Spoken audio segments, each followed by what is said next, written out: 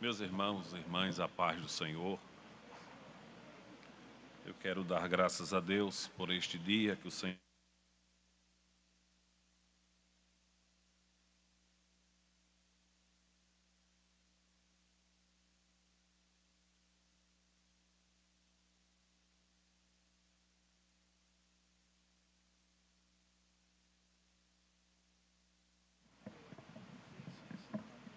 Sim, tá bom, pastor.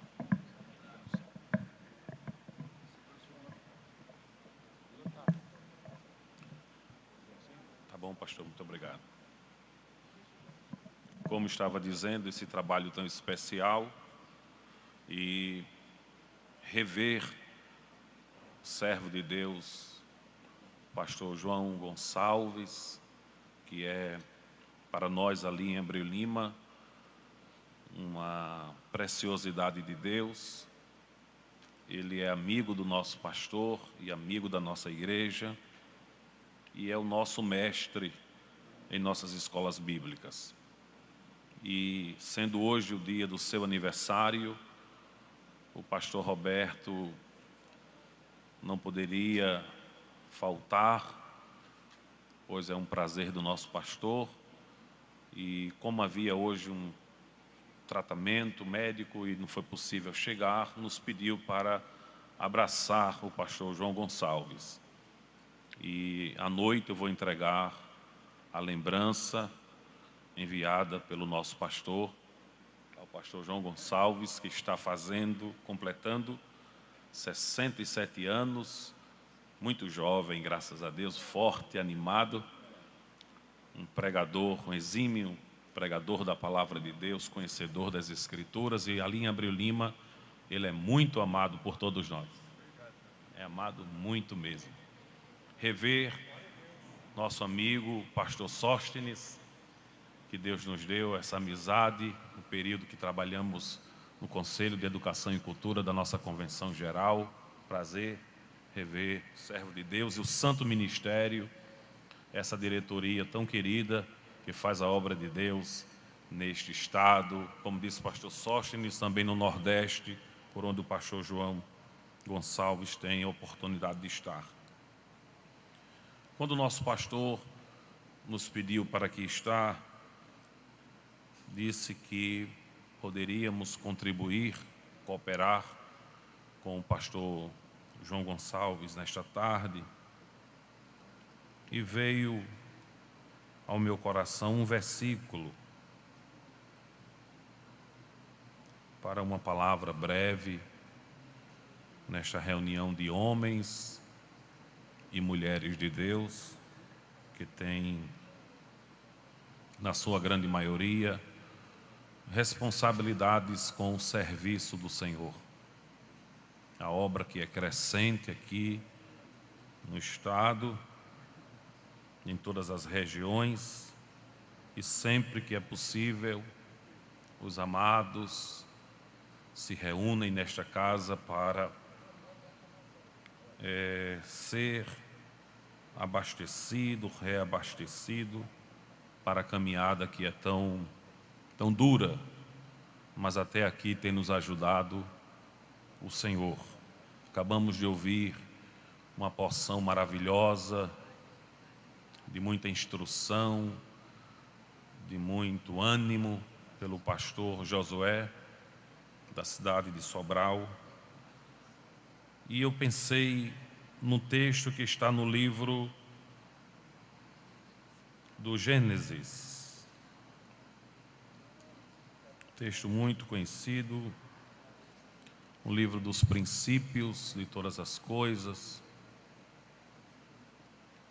e essa história tão milenar, mas a palavra de Deus é sempre poderosa e capaz de nos ensinar lições profundas.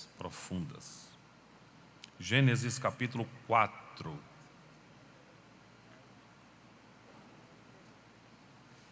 Só a parte A do versículo 9. E disse o Senhor a Caim: onde está o teu irmão? Abel.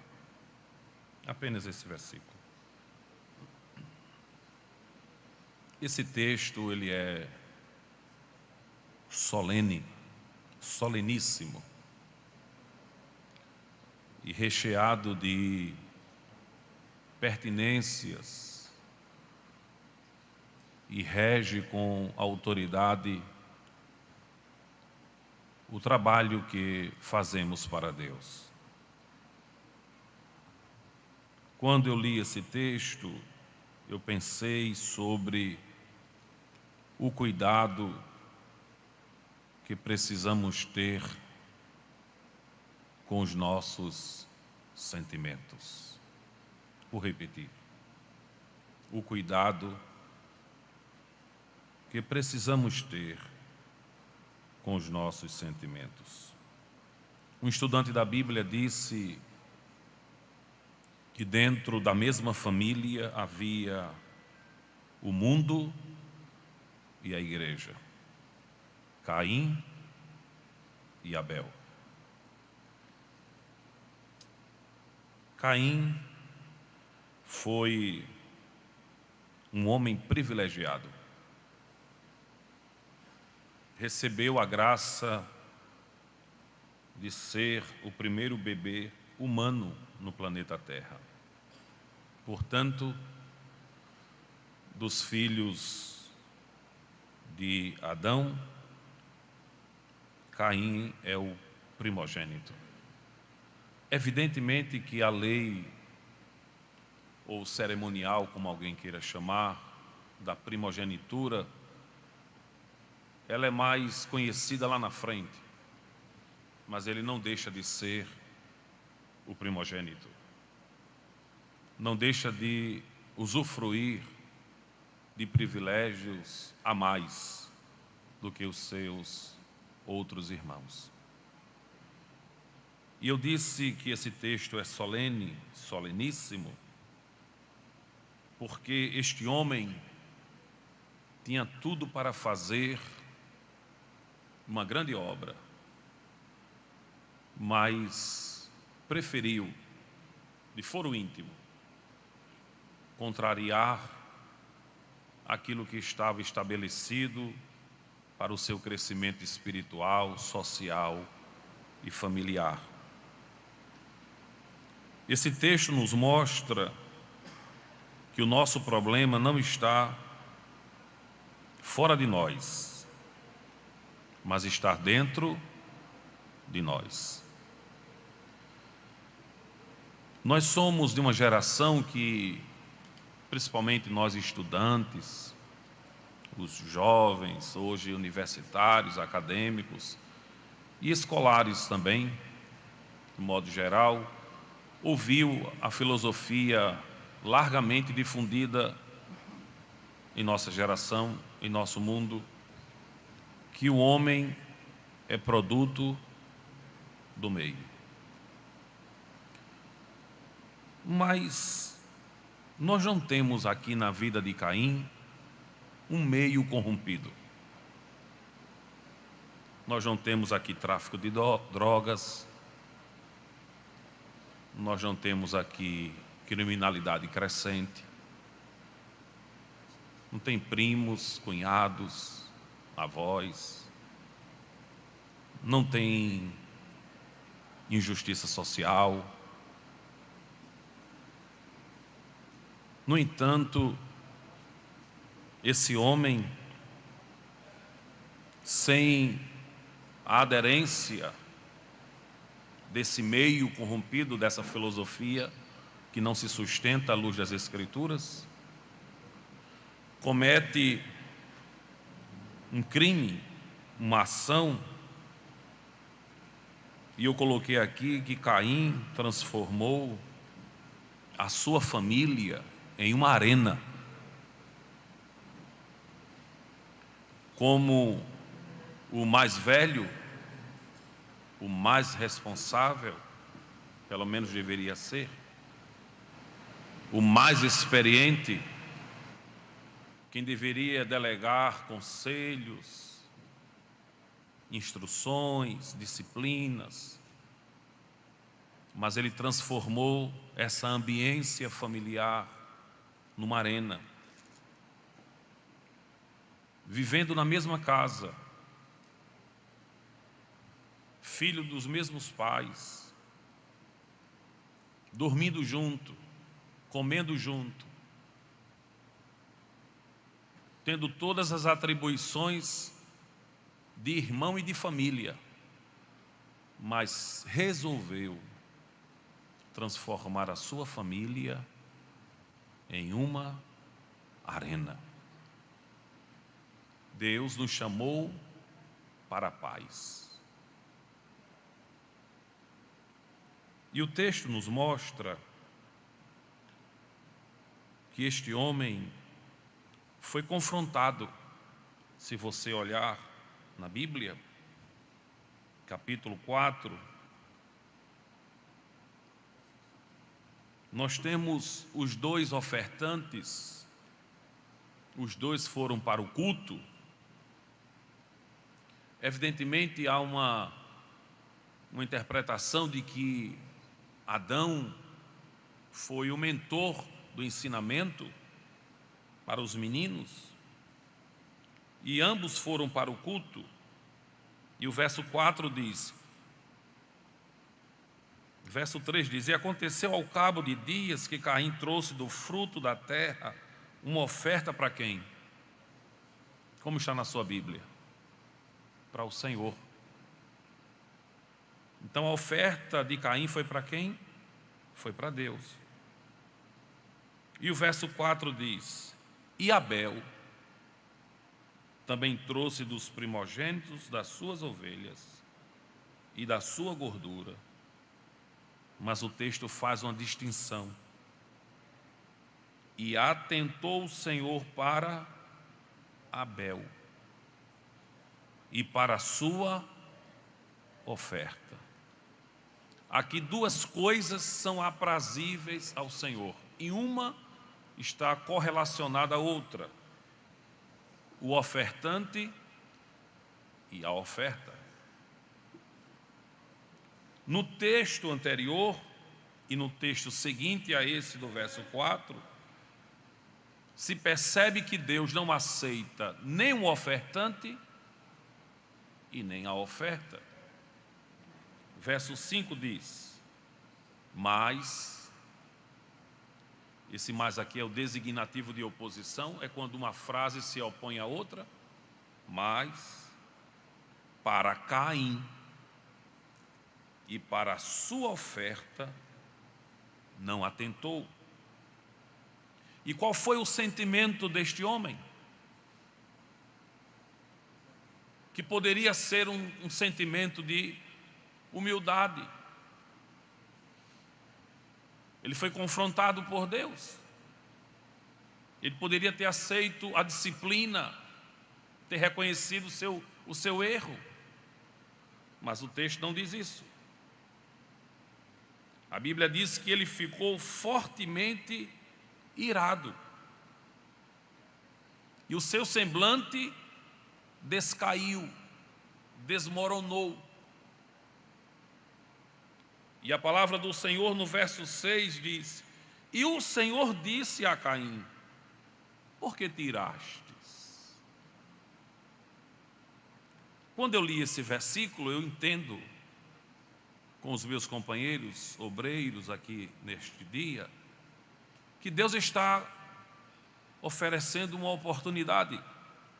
É como se Deus estivesse dizendo: nem tudo está perdido, tem uma porta, é só você tomar outro caminho. E é por isso que nós iniciamos falando o cuidado que devemos ter com os nossos sentimentos. E não é só os sentimentos para com o outro, mas principalmente os nossos sentimentos para com Deus. Porque nós somos de um costume, de uma raiz, e não há nada de errado nisso, e falamos sempre: o culto foi uma bênção. O que você achou do culto? Eu gostei. O outro diz: eu não gostei muito. Para mim foi animado. E o outro diz: olha, para mim não foi tão animado. E a gente começa a avaliar culto. Mas pelas Escrituras nós sabemos que quem pode avaliar culto é quem recebe culto. É um costume nosso e a gente não peca por isso. Esse debate, esse questionamento nosso foi bom para um, não foi bom para outro. Foi fogo para você, foi frio para mim, foi animado para você, foi desanimado para mim. E fica esse debate, mas somente Deus, que recebe culto, é quem pode avaliar o culto. Então não é que Abel aqui pudesse ser dito, e por que Abel não fez alguma coisa? Abel não fez porque não podia fazer. Não era competência dele. Porque Caim não ofereceu culto a Abel. Caim ofereceu culto a Deus. A diferença é que o culto de Abel Deus recebeu. E o culto de Caim ele rejeitou. Só que o sentimento de Caim não foi bom nem com Abel, nem com Deus. Verso de número 7 está a oportunidade de reconciliação. Está a oportunidade de mudança. Falhou, errou, mas Deus está dizendo, eu vou te dar uma oportunidade.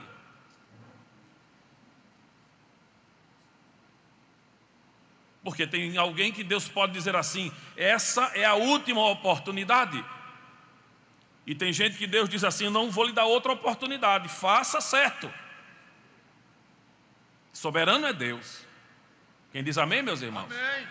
Mas aqui o Senhor está dizendo, eu vou lhe dar mais uma oportunidade. E o verso 7 diz, se bem fizeres, não haverá aceitação para ti?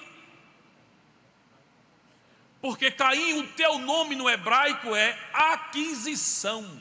Eu quero, eu te dei, Caim, eu te dei. Tu és uma doação minha para tua mãe e para o teu pai. A Bíblia diz que quando Caim nasceu, a mãe dele disse, alcancei do Senhor um favor. Sobre ti já tem esse nome, esse estigma, esse clichê de aceitação. Eu quero aceitar a tua oferta, eu quero aceitar a você também. Se fizeres o bem, se fizeres o certo, porque Deus não é Deus de coisas que dão certo, Deus é Deus da coisa certa. Porque tem gente que diz assim, está dando certo.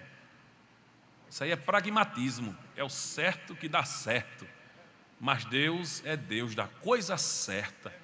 Mesmo que seja, como disse o pastor Josué pregando agora há pouco, no cinto apertado, de fôlego pouco, de resistência mínima, de tristeza às vezes crescente, mas dizendo, é Deus que está provando, então o caminho é esse. Então o texto está dizendo, se fizeres o bem, haverá aceitação para ti. E se não fizeres o bem, se tu não fizeres, se não obrares o bem, o pecado já está batendo a tua porta. É você que vai abrir ou não a porta. Não vem anjo para empurrar a porta, nem para segurar a porta. É responsabilidade sua, Caim. Ou abre a porta para o pecado entrar, ou permanece com a porta fechada para que ele não entre na tua intimidade e no teu culto. É só ler nesse texto.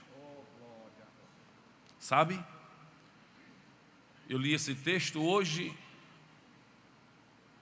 e eu tive a impressão que ele foi fabricado hoje pela manhã. E a gente está falando ele agora à tarde, está quente. A palavra de Deus é viva. A palavra de Deus é penetrante.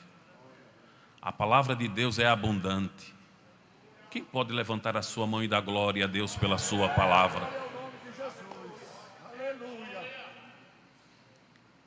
Mas este homem não atentou ao conselho do Senhor. É grave isso. O menino que tinha tudo para ser feliz, ser a alegria da casa, e o velho dizer para ele: olha aí o meu primogênito. Esse menino é crente. Deus aperta ele e ele se humilha. Esse menino é crente. Deus chama ele à prestação de contas e ele diz: eis-me aqui, Senhor. Tinha tudo para ser feliz. Oh, meu Deus. Oh, meu Deus. Como tem tanta gente jogando fora as preciosidades que Deus deu para uma vida abundante. E o texto diz no verso 8: e falou Caim com seu irmão Abel. E sucedeu que, estando ele no campo, se levantou Caim contra o seu irmão Abel e o... Eu coloquei uma observação aqui. No capítulo 3 nós encontramos, se os irmãos olharem comigo, por favor, nós encontramos no capítulo 3 serpentes, tentação. No capítulo 3 nós encontramos a queda. Mas no capítulo 4, o problema é Caim. No capítulo 3 e o versículo 9, o Senhor diz assim: aonde tu estás, Adão? E no capítulo 4, versículo 9, Deus está dizendo: Caim, aonde está o teu irmão Abel? Os irmãos aqui são estudantes da Bíblia, são conhecedores das Escrituras. E há uma máxima na hermenêutica que diz que todo texto tem uma chave hermenêutica. É aquele texto que abre a compreensão, é aquele versículo que abre a compreensão de todo o texto. Isso aí é corriqueiro na hermenêutica. Até nas classes de escola dominical nós aprendemos isso. O texto, o versículo que abre o capítulo 4, que clareia a nossa mente, é exatamente o versículo 9, com a pergunta de Deus. Caim, como se não soubesse. Caim, aonde está Abel, teu irmão? Olha, irmãos, a palavra mais forte aqui não é culto, não é oferta, não é oferta de sangue, oferta de cereais, oferta de campo. A palavra mais forte aqui não é nascimento, não é a intimidade do casal. A palavra mais poderosa, mais pesada de todo o texto é teu irmão. Digam comigo: teu irmão. É a palavra mais forte. Um homem, eu fiz uma observação, um homem que não foi capaz de aceitar a livre graça de Deus na vida do outro. Um homem dado por Deus, que tem o seu nome por consideração no hebraico, aquisição do Senhor, não foi capaz de aceitar a livre graça de Deus na vida do outro. Porque se eu entendo que Deus é meu, eu preciso entender que Deus também é do outro. Se eu entendo que Deus me ama, eu preciso entender que Deus ama o outro. Se Deus é capaz de me abençoar, eu preciso suportar que Deus é capaz de abençoar o outro. Mas tem uma coisa muito difícil para a gente aceitar, inclusive em Deus. é Ele dar ao outro o que não deu a mim. Como se Deus fosse refém meu, Senhor meu, eu sou seu proprietário, eu não tenho, mas Ele tem. Mas se Ele é submisso a mim, eu tenho, porque o que é dele é meu, e Ele não pode fazer isso na vida de ninguém, somente na minha vida. Caim não aceitou a livre graça de Deus na vida do outro.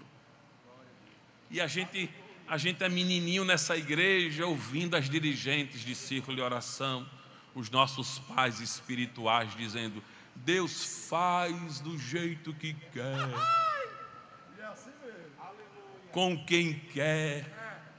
Ou a gente nunca ouviu isso? Isso é novidade, irmãos? Paulo repetiu isso de Malaquias, quando escreveu a carta aos Romanos. Veja o que ele diz. Romanos capítulo 9.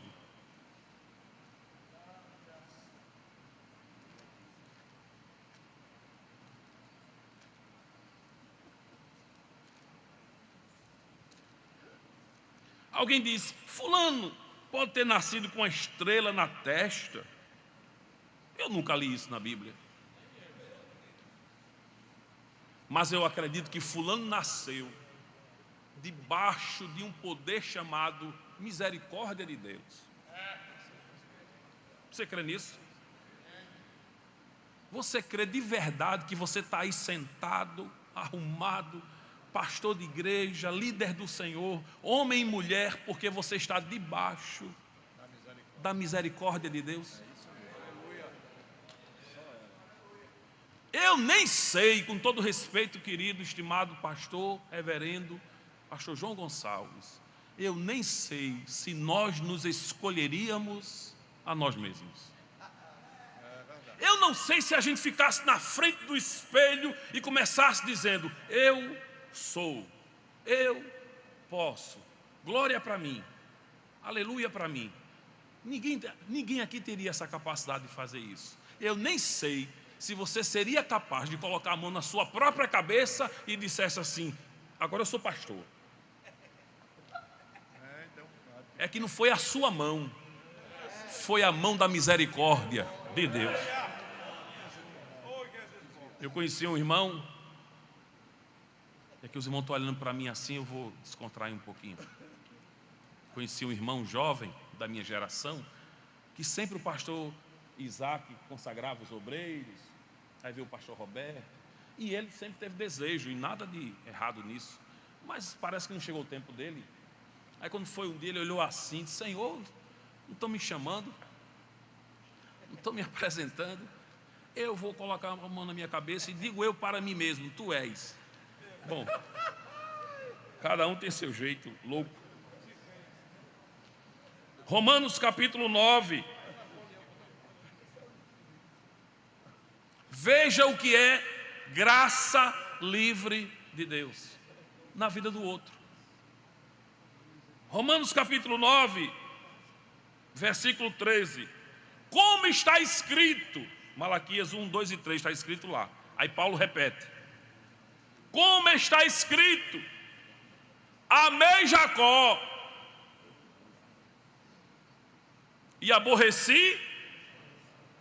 E eu pergunto para mim, não é para os senhores agora, é para mim: eu escolheria Jacó?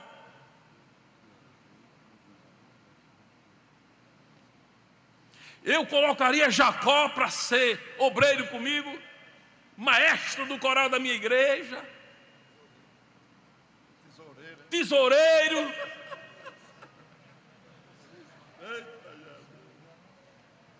Mas eu tenho uma notícia para dizer aos senhores: Deus escolheu. Deus esperou esse homem. Ele ficou 77 anos dentro da casa do pai, um solteirão. Quem tiver solteiro até os 70, em Jacó você tem esperança. 77 anos dentro da casa do pai. Depois do problema, fuga. Fugiu. 20 anos fora. O irmão alimentava-se com o desejo de matá-lo. O desejo de Caim. O que eu quero é matá-lo. 20 anos depois, quando nasce José na terra de Labão, aí Jacó disse assim: agora é a hora de partir. Vamos embora. Lá vem agora ele com 97. Amei Jacó e aborreci Esaú. Mas por quê? Quando ele se anima, Senhor, e agora o irmão, meu Deus, meu irmão, meu Deus. Esse problema de irmão é antigo. Senhor, meu irmão, meu Deus, meu irmão, Senhor. Aí quando Jacó se anima, ele disse assim: olha, Jacó, pode passar as mulheres, passe os meninos, passe o gado, mas você, faz 20 anos que eu lhe espero. Eu abençoei você, mudar o seu salário 10 vezes, eu honrei você. As ovelhas eu lhe dei cabra, dei bode, dei leite, dei tudo, mas agora a gente tem uma continha. Você está com o bolso cheio, Jacó, mas agora eu vou encher o seu coração. Porque uma coisa é bolso cheio, outra coisa é coração cheio de Deus. Oh, aleluia. Ah, meu Deus. Depois daquela noite, a preocupação não saiu do coração. Vamos agora se encontrar com o irmão. Olha, lá vem teu irmão, vem com espada, vem com foice, vem com tudo. Lá vem teu irmão. Ele disse: sabe de uma coisa? Bota essa mulher na frente, bota essa segunda. Leia, você que fica aqui. Raquel, que é do amor maior, é a última com José. Porque se morrer, vai morrer por último comigo. Quando chegou a hora de Esaú, perto de Jacó, o que me chama a atenção é que não foi Jacó que abraçou Esaú, foi Esaú que o puxou, o abraçou, o beijou e chorou. Aí a Bíblia diz: Jacó viu Esaú chorando e disse: eu vou chorar também, porque já estou vendo que Deus fez a obra.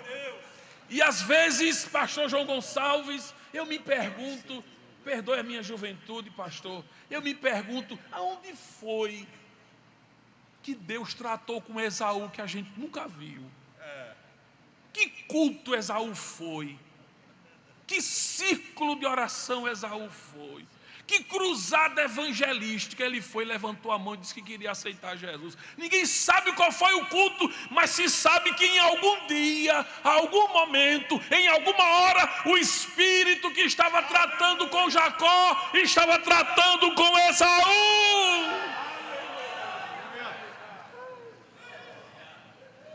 Diga assim comigo: nós somos irmão. Irmão. Irmão. Que diremos, pois, que há injustiça da parte de Deus, escolher um e não querer o outro para aquele propósito? Que Esaú não foi rejeitado do ponto de vista geral, mas para aquele projeto, sim, Deus queria Jacó. De maneira nenhuma, diz Paulo, pois diz a Moisés: eu vou me compadecer de quem eu quiser me compadecer. Eu terei misericórdia de quem eu quiser ter misericórdia. Aí Paulo termina, Paulo entra aqui, parece num êxtase espiritual, sabe? Era um conhecedor invulgar, não era? Falava como grego, escrevia como romano, cria como judeu, dava glória a Deus como cristão. Era um homem dos corredores do saber, era demais. Mas aqui ele diz assim, sabe uma coisa que eu vou terminar nesse texto? Assim, pois, não depende de quem corre de quem quer, mas de Deus que se compadece. Você glorifica a Deus? Deus é livre para fazer? Não ouvi. Deus é livre para fazer? Deus é livre para chamar? Deus é livre para abençoar? Deus é livre para abater e para exaltar? Deus é livre para fechar a porta e abrir porta? Deus é livre para fazer esse seu companheiro ao seu lado crescer, prosperar, e você ao lado dele dizer glória a Jesus. Deus é livre? Se Deus é livre, levante a sua mão e glorifique a Deus nesta tarde. Deus é livre.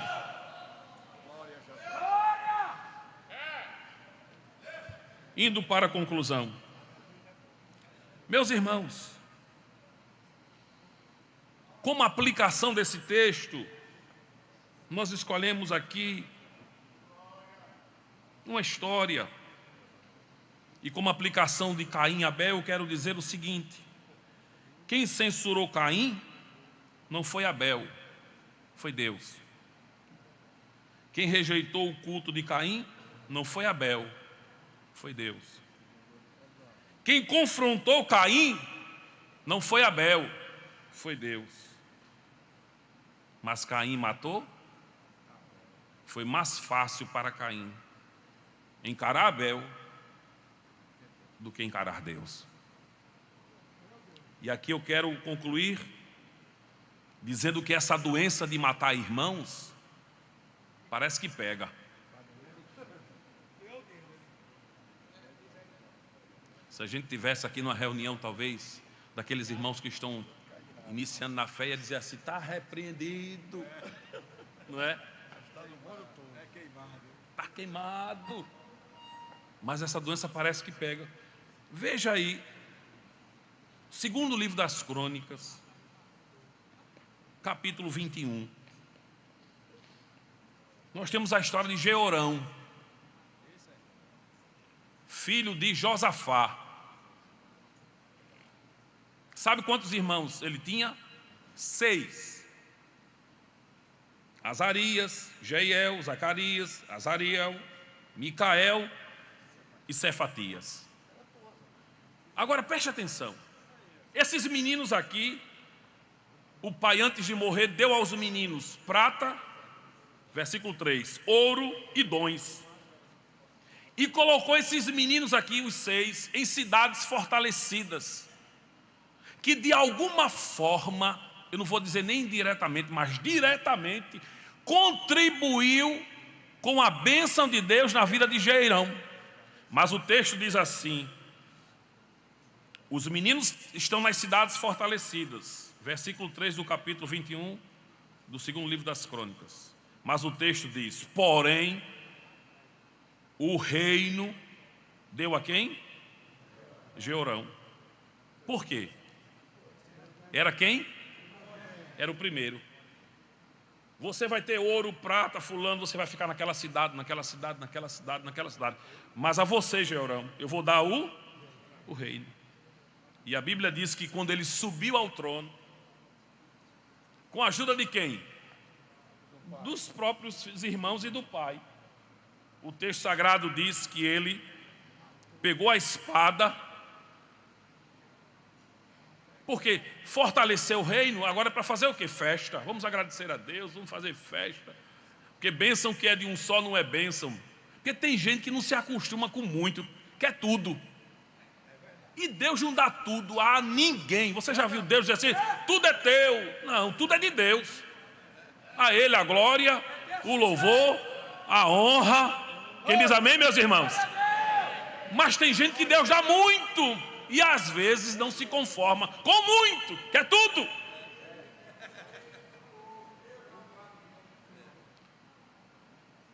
E a Bíblia diz que este homem, apesar de ser honrado, na idade de 30 anos, matou todos os seus irmãos e até os príncipes.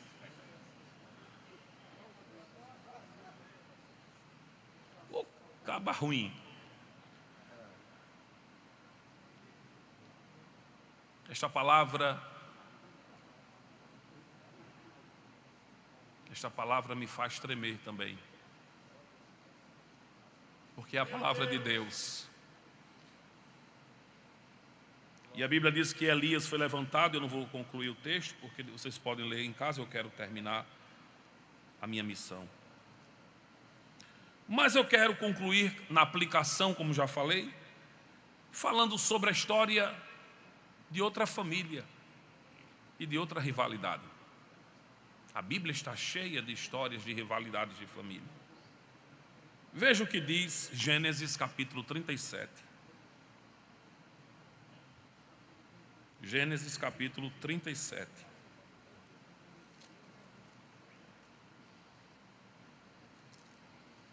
Aqui é a história de quem? De um sonhador. Agora, esse menino não pediu para sonhar o que sonhou, não. Pediu? Não pediu para sonhar. Mas veja o que acontece com ele. 37, abra sua Bíblia, por favor.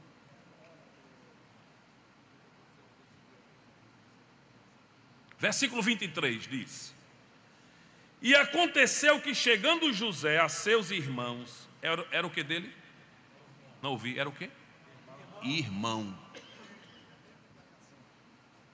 Tiraram a José a sua.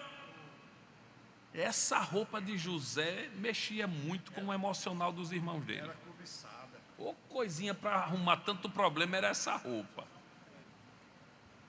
Eu acho que se José soubesse disso, ele tinha tirado antes. Sentimento, cada lista representava. Oh, meu Deus. Oh, meu Deus. Deus faz o que quer e com quem Ele quer. Não é, irmãos? E ele, diz o texto, pegou, tirou a túnica, que era de várias cores. Versículo 24. E o tomaram e o lançaram aonde? Mas foram os inimigos que fizeram isso? Ah, sim, desculpe, os irmãos. Mas a Bíblia diz assim: e a cova estava vazia. Que bênção que a cova estava vazia. Pelo menos a cova estava, que também só morre, pode puxar, pode cortar, pode tirar pano. Para morrer, não. Para morrer só quando Deus quer mesmo. vai sofrer, vai chorar, vai chorar. E vai rasgar pano, vai rasgar pano. E vai jogar na cova, vai jogar na cova. Vai fazer, vai fazer. Agora, morrer é outra história. Morrer é outra história. Os mais belos hinos e poesias foram escritos em tribulação. Os frutos plantados em terras secas são os mais doces. Agora, sabe o que me chamou a atenção quando eu li esse texto? É que diz assim: depois de puxar o menino, de obrar violência, de rasgar a roupa dele, de jogar ele na cova, sabe o que os irmãos deles fizeram? Se sentaram para comer pão. Confraternizar, festejar. É um negócio desse, é? Festejar, meu irmão. E é porque é irmão.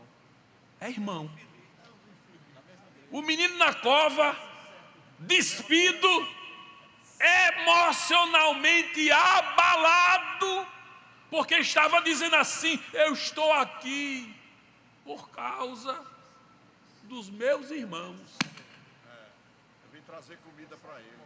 Eu vim trazer o pão, eu obedeci ao meu pai, eu estou pagando um preço pelas mãos dos meus irmãos. Meu Deus, meu Deus, meu Deus. E se pelo menos tivesse dizendo assim: fulano está chorando, fulano está se doendo, fulano está com remorso, estava tudo na boca da caverna, comendo pão. Como é que se come pão quando o irmão está na cova?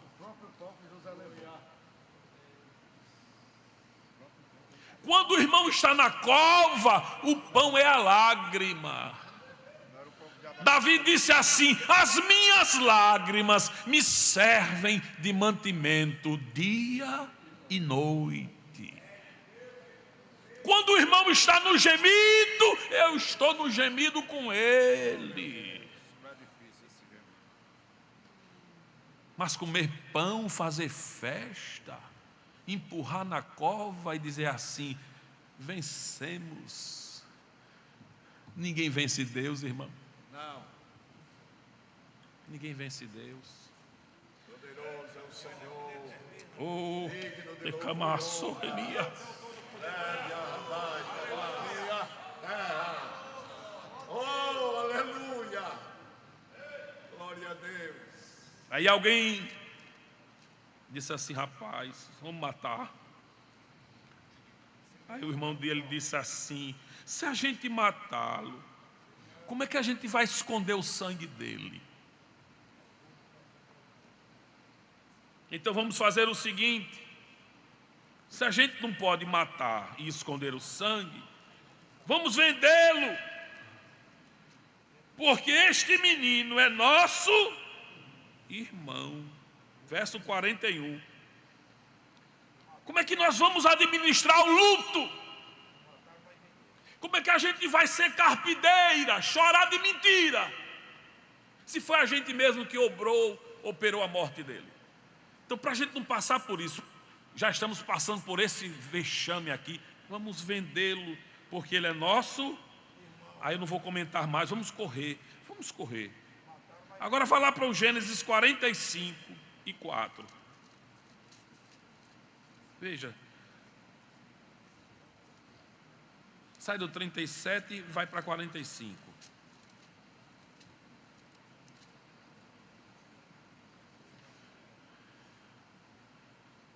Me impressiona é quando alguém tem poder para aprender e não prende. E tem gente que não tem poder para aprender e prende. Porque os irmãos de José não tinham autoridade nenhuma para colocá-lo na cova. Tinha? Não. Mas agora José é o vice-rei. Prender é com ele. Sentenciar é com ele. Como diz lá em Pernambuco, a chibata agora está na mão dele. O que seria de implicação absurda se José dissesse assim: está vendo aquele menininho ali? Bota tudinho no cárcere, pau neles. Sabe qual seria o problema? Nenhum. Porque José agora tem autoridade para fazer o que os irmãos dele não tinham autoridade para fazer e fizeram. Porque Deus dá autoridade a quem Ele quer dar autoridade. Agora, quem Deus dá autoridade, o coração não é dele, o coração é de Deus. Glória a Deus. Aí onde está o mistério? O mistério está aqui. Porque a Bíblia diz que quando José juntou a rapaziada, se fosse eu, dissesse assim: José, aproveite, arreia a lenha. Mas o texto diz, verso 2: e levantou a sua voz com choro, com a cara banhada de lágrimas. Nem pensou num anel de vice-rei, nem pensou na autoridade de governante. Ele agora está em lágrimas. E o verso 4 diz: e José disse: aproxime, venha, se chegue mais. E quando os meninos chegaram, ele disse assim: eu sou José, vosso irmão. Meu Deus. Você lembra de mim? Aleluia. Aquele que ficou na cova e vocês comendo pão lá em cima, fazendo festa.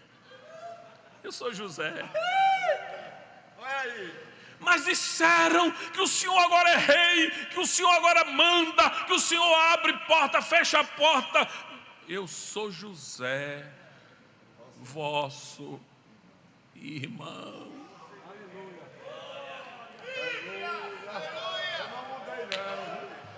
Deus vai lhe abençoar muito, companheiro. Deus vai fazer você crescer nessa seara. Mas nunca esqueça que você é José, irmão.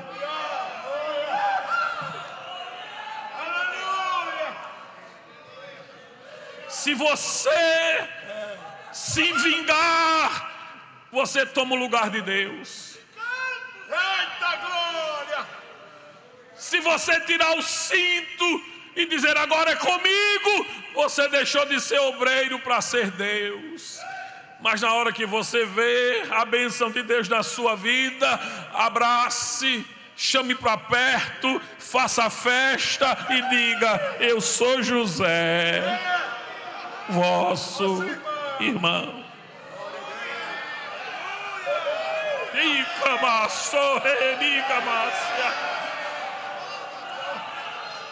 Caí, aonde está o teu irmão Abel? Meu Deus. Como se não bastasse,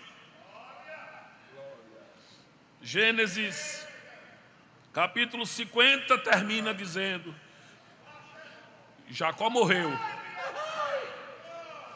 Jacó morreu.